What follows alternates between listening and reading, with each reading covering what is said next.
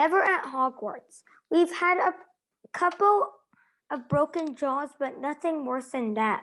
Now, the last member of the team is a seeker. That's you. And you don't have to worry about the quaffle or the bludgers unless they crack my head open. Don't worry, the Weasleys are more than a match for the bludgers. I mean, they're like a pair of human bludgers themselves. Food Wood reached into the crate and took out the fourth and last ball. Compared with the quapple and the bludgers, it was tiny, about the size of a large walnut. It was bright gold and had fluttering silver wings. This, said Wood, is the golden snitch, and it's the most important ball of the lot. It's very hard to catch because it's so fast and difficult to see. It's a seeker's job to catch it. You've got to weave in and out of the chasers, beaters, bludgers, and quaffle to get it before the other team's seeker. Before whichever seeker catches the snitch wins his team an extra 150 points. So they nearly always win. That's why seekers get ruffled so much. A game of Quidditch only ends when the snitch is caught, so it can go on for ages. I think the record is 3 months. They had to keep bringing on substitutes so the players could get some sleep. Well, that's it. Any questions? Harry shook his head. He understood what he had to do all right. It was doing it that was going to be the problem. You won't practice with the snitch yet, said Wood, carefully shutting it back inside the crate. It's too dark. You might lose it. Let's try you out with a few of these. Okay.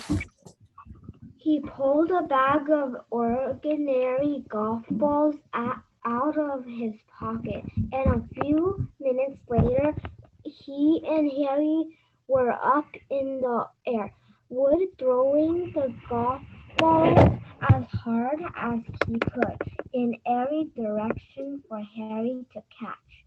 Harry didn't miss a single one. The wood was delted. After half an hour, night had already fallen and they couldn't carry on. That Quidditch cup will have our name on it this year, said Wood happily as they trudged back up to the castle. I wouldn't be surprised if you turned out better than Carly Wesley, and he could have played for again if he hadn't gone off chasing dragons. Perhaps it was because he was not so busy with Quidditch practice 3 evenings a week on top of all his homework. But Harry could hardly believe it when he realized already being Hogwarts 2 months, the castle felt more like home than Private Drive ever had. His lessons, too, were becoming more and more interesting. Now that they had mastered the basic on Halloween morning, they woke on on Halloween morning, they woke to the delicious smell of baking pumpkin Often. through the crumb stores. Even better, Professor Flitwick announced in charm that he thought they were ready to start making objects fly, something they had all been trying to Flitwick, but the class into pairs to prepare. Practice. Practice. Harry's partner was Seamus Finnegan. Finnegan, which was a relief because Neville had been trying to catch his eyes. Ron, however, was to be homeworking with Hammer Gardner.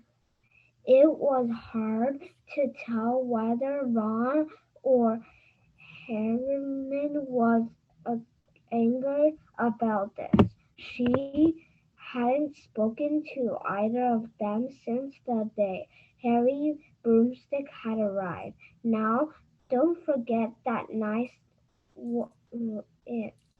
rest moment. We've been practicing, squeaked Professor Flitwick, perched on top of his pile of books, all as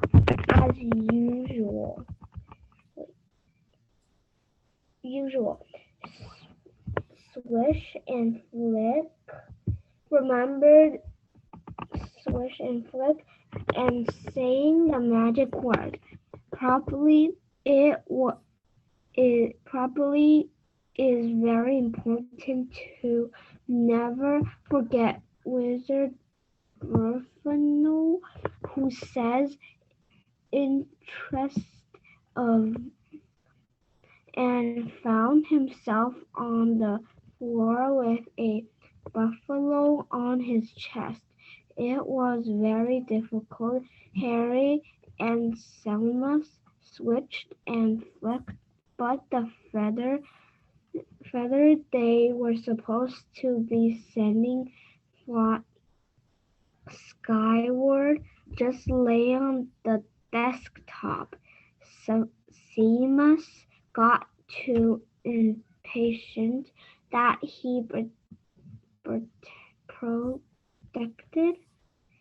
it with his wand and set fire to it.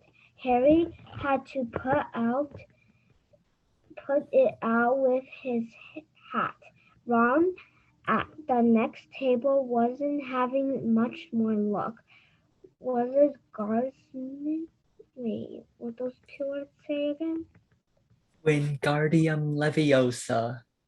Wow. Wingardium Leviosa, he shouted, waving his long arms like a windmill. You're saying it wrong, Harry heard Hammering snap. It Wingardium Leviosa. Make the garden nice and long. You're doing a fantastic job, but would you like to maybe take a break? It's been a pretty long time, so, or would you like to keep going? I can let other people do it if you want.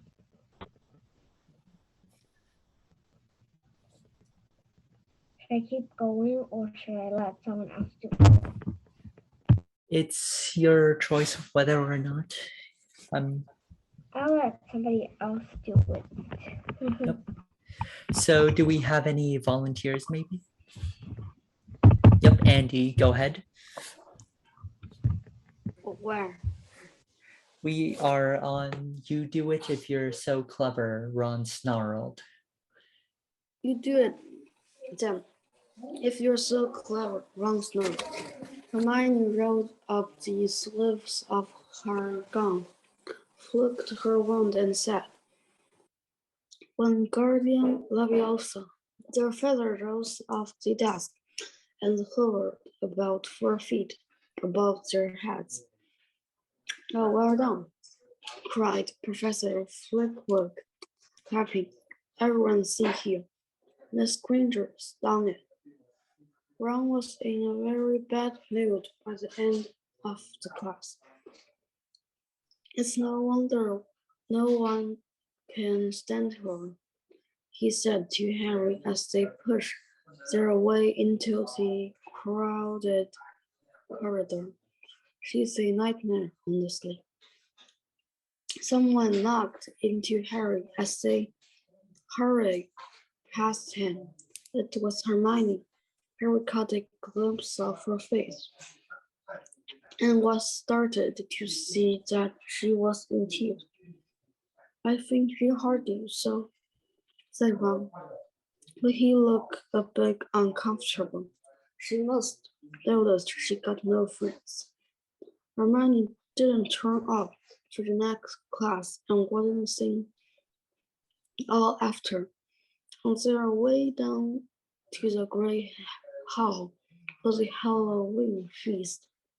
Harry and Ron overheard Parvati Patel telling her friend Lavender that Hermione was crying in the girls' bathroom and wanted to be left alone.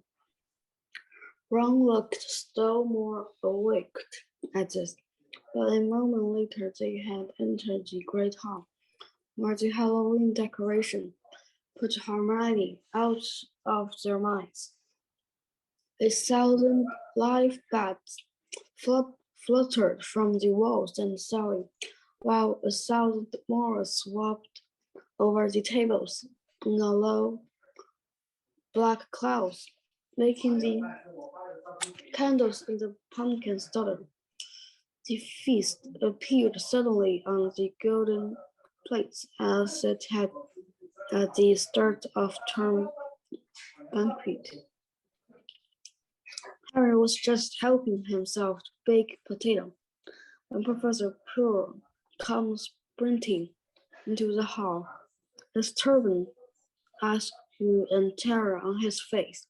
Everyone stared as he reached Professor Dumbledore's chair, slumped against the table, and gasped, "Troll, in the dungits, thought you ought to know."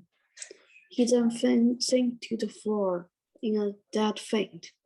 There was an uproar. It took several purple firecrackers exploding from the end of Professor Dumbledore's wand to bring silence. "Prefects," he rumbled, "let your house back to the dormitories immediately." Percy was in his element. "Follow me, stick together. First year, no need to fear the troll if you follow my orders. Stay close behind me now. Make way, first year's coming through. Excuse me, I'm a prophet." "How could the troll get in?" Harry asked as they climbed the stairs. "Don't ask me. They're supposed to be really stupid," said Ron. Lady Peeves let it in for a Halloween joke. They passed different groups of people hurrying in a different direction as they jostled their way through the crowd of confused footpaths. Harry suddenly grabbed Ron's arm. "I've just thought, Hermione. What about her? He doesn't know about the troll." Ron bit his lip. "Oh, all right," he snapped, "but Percy better not see us."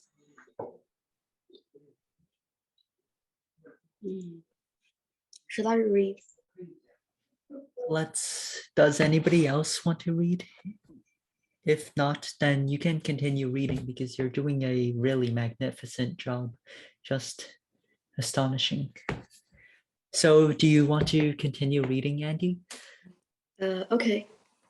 Oh, it seems that James also wants to read. So if it's okay with you, Andy. Yeah. Yep. So, James, if you want to read, speak up.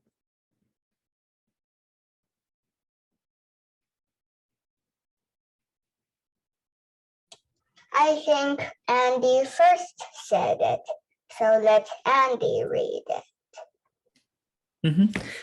So, Andy, if you want to continue reading, that'd be great. Ducking down, they joined the Hufflepuffs. Going the other way, slipped down a deserted side corridor and hurried off towards the girls' bathroom. They had just turned the corner when they heard quick footsteps behind him. Percy hissed around, following Harry behind a large stone griffin. Peering round it, however, they saw not Percy but Snape. He crossed the corridors and disappeared from view. What's he doing? Harry whispered. Why isn't he down in the dungeons with the rest of teachers? Search me. Quietly as possible, they crept along the next corridor after Snape's fading footsteps. He's heading for the third door, Harry said. Ron held up his hand. You smell something? Harry sniffed and a foul stench reached his nostrils. The mixture of old sock and the kind of public toy no one thing to clean.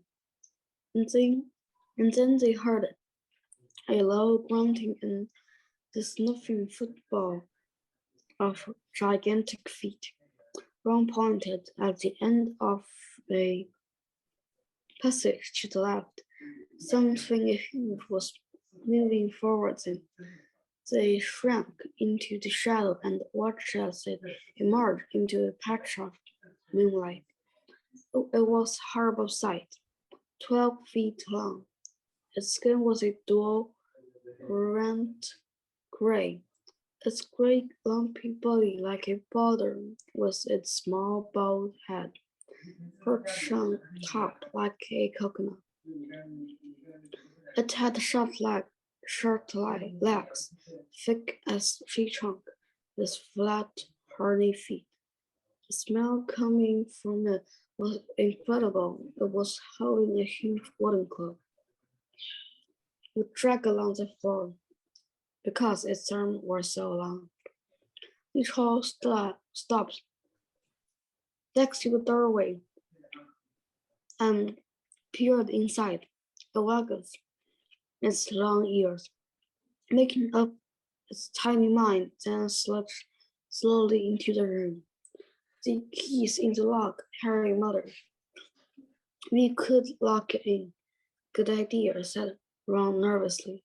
They edged toward the open door, mouth try skated along the door because its arms were so long. The troll stopped next to the doorway and peered inside. It waggled its long ears, making a tiny mind that slipped slow into the room. The keys in the locks. Harry muttered, we could lock it. Good idea, said Ron nervously. Flushed with their victory, they started to run back up the passage. But as they searched the corner, they heard something that made their hearts stop. A high, petrified scream, and it was coming from the chamber they just changed out. Oh no, said Ron, pale as a bloody brown. Okay, I think I finished. Yep. So I will be reading the next section. It's the girls' bathroom, Harry grasped. Hermione, they said together. It was the last thing they wanted to do, but what choice? Pardon? 左的右的也行的吗？左的右的是吗？我右的它是疼，就是你打我手脚一直哭嘛，所以它开始就有点累，但是那个 It was the last thing they wanted to do, but what choice did they have? Wheeling around, they sprinted back to the door and turned the key, fumbling in their panic. Harry pulled the door open and they ran inside. Hermione Granger was shrinking against the wall opposite, looking as if she was about to faint. The troll was advancing on her, knocking the sinks off the walls as it went. Confuse it, Harry said desperately to Ron, and, seizing a tap, he threw it as hard as he could against the wall. The troll stopped a few feet from Hermione. It lumbered around, blinking stupidly to see what had made the noise. Its mean little eyes saw Harry. It hesitated, then made for him instead, lifting its club as it went. Oi, pea-brain, yelled Ron from the other side of the chamber, and he threw a metal pipe at it. The troll didn't seem to notice the pipe hitting its shoulder, but it heard the yell and paused again, turning its ugly snout toward Ron instead, giving Harry time to run around it. Come on, run, run, Harry yelled at Hermione, trying to pull her toward the door, but she couldn't move. She was still flat against the wall, her mouth open with terror. The shouting and the echoes seemed to be driving the troll berserk. It roared again and started toward Ron, who was nearest and had no way to escape. Harry then did something that was both very brave and very stupid. He took a great running jump and managed to fasten his arms around the troll's neck from behind. The troll couldn't feel Harry hanging up there, but even a troll will notice if you stick a long bit of wood up its nose. And Harry's wand had still been in his hand when he jumped. It had gone straight up one of the troll's nostrils. Howling with pain, the troll twisted and flailed its club, with Harry clinging on for dear life. Any second, the troll was going to rip him off or catch him with a terrible blow with the club. Hermione had sunk to the floor in fright. Ron pulled out his own wand, not knowing what he was going to do. He heard himself cry the first spell that came into his head, Wingardium Leviosa. The club flew suddenly out of the troll's hand, rose high up into the air, turned slowly over, and dropped with a sickening crack onto its owner's head. The troll swayed on the spot and then fell flat on its face with a thud that made the whole room tremble. Harry got to his feet. He was shaking and out of breath. Ron was standing there with his wand still raised, staring at what he had just done. It was Hermione who spoke first. Is it dead? I don't think so, said Harry. I think it's just been knocked out. He bent down and pulled his wand out of the troll's nose. It was covered in what looked like lumpy gray glue. Ugh, troll boogers. He wiped it on the troll's trousers. A sudden slamming and loud footsteps made the three of them look up. They hadn't realized what a racket they had been making, but of course, someone downstairs must have heard the crashes and the troll's roars. A moment later, Professor McGonagall had come bursting into the room, closely followed by Snape, with Quirrell bringing up the rear. Quirrell took one look at the troll, let out a faint whimper, and sat quickly down on a toilet, clutching his heart. Snape bent over the troll. Professor McGonagall was looking at Ron and Harry. Harry had never seen her look so angry. Her lips were white. Hopes of winning 50 points for Gryffindor faded quickly from Harry's mind. What on earth were you thinking of? Said Professor McGonagall with cold fury in her voice. Harry looked at Ron, who was still standing with his wand in the air. You're lucky you weren't killed. Why aren't you in your dormitory? Snape gave Harry a swift, piercing look. Harry looked at the floor. He wished Ron would put his wand down. Then a small voice came out of the shadows. Please, Professor McGonagall, they were looking for me. Miss Granger. Hermione had managed to get her feet at last. I went looking for the troll because I thought I could deal with it on my own, because I've read all about them. Ron dropped his wand. Hermione Granger telling a downright lie to a teacher? If they hadn't found me, I'd be dead now. Harry stuck his wand up its nose and Ron knocked it out with its own club. They didn't have time to come and fetch anyone. It was about to finish me off when they arrived. Harry and Ron tried to look as though the story wasn't new to them.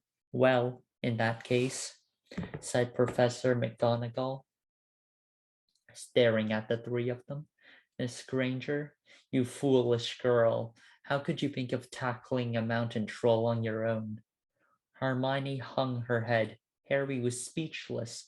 Hermione was the last person to do anything against the rules. And here she was, pretending she had to get them out of trouble. It was as if Snape had started handing out sweets. Miss Granger, 5 points will be taken from Gryffindor for this, said Professor McGonagall. I'm very disappointed in you. If you're not hurt at all, you'd better get off to Gryffindor Tower. Students are finishing the feast in their houses. Hermione left. Professor McGonagall turned to Harry and Ron. Well, I still say you were lucky, but not many first years could have taken on a full-grown mountain troll. You each win Gryffindor 5 points. Professor Dumbledore will be informed of this. You may go. They hurried out of the chamber and didn't speak at all until they had climbed 2 floors up. It was a relief to be away from the smell of the troll, quite apart from anything else. We should have gotten more than 10 points, Ron grumbled. 5, you mean, once she's taken off Hermione's. Good of her to get us out of trouble like that, Ron admitted. Mind you, we did save her. She might not have needed saving if we hadn't locked the thing in there with her, Harry reminded him. They had reached the portrait of the fat lady. Pig snout, they said and entered. The common room was packed and noisy. Everyone was eating the food they had and that had been sent up. Hermione, however, stood alone by the door, waiting for them. There was a very embarrassed pause. Then, none of them looking at each other, they all said, thanks, and hurried off to get plates. But from that moment on, Hermione Granger became their friend. There are some things you can't share without ending up liking each other, and knocking out a 12-foot mountain troll is one of them. So we are currently on chapter 11. Would anyone else maybe like to read for the last 5 minutes? Yep, James.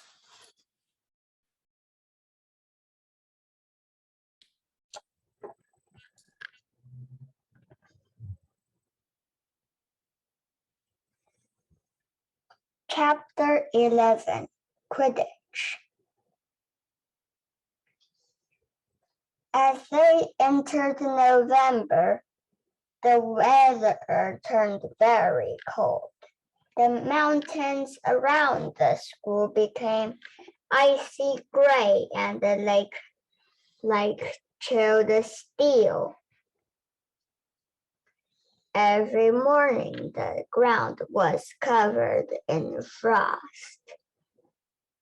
Hagrid could be seen from the upstairs windows, defrosting broomsticks on the Quidditch field, bundled up in a long moleskin overcoat. rabbit fur gloves, and enormous beaver skin boots. The Quidditch season had begun.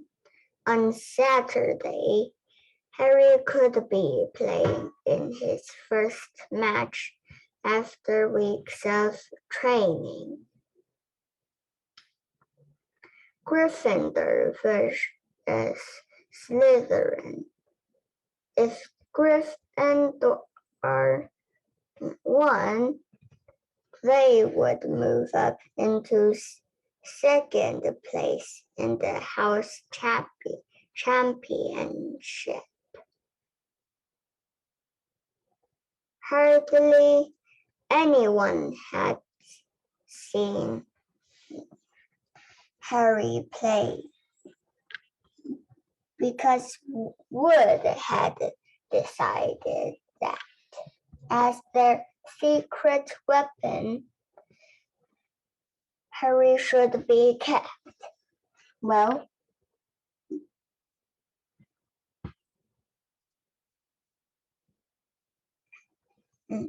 secret.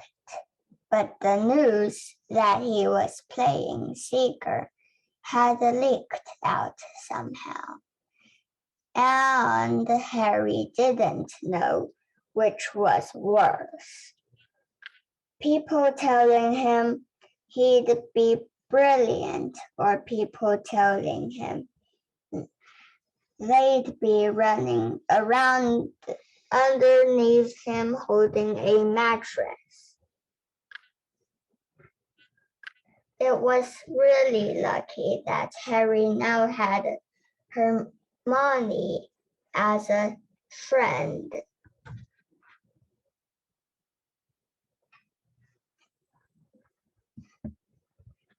He didn't know how he'd have gotten through all his homework without her. What with all the last-minute Quidditch practice, Wood was making them do. She had also taught him Quidditch through the ages, which turned out to be a very interesting read. Harry learned that there was 700 ways of committing a Quidditch fall, and that all of them had happened during a World Cup match in 1473.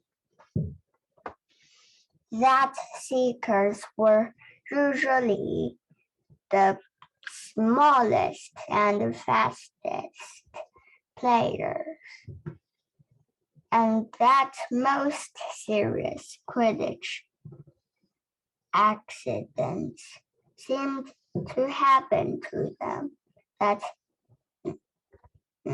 although people rarely died playing Quidditch, referees had been known to vanish and turn up months later in the Sahara Desert.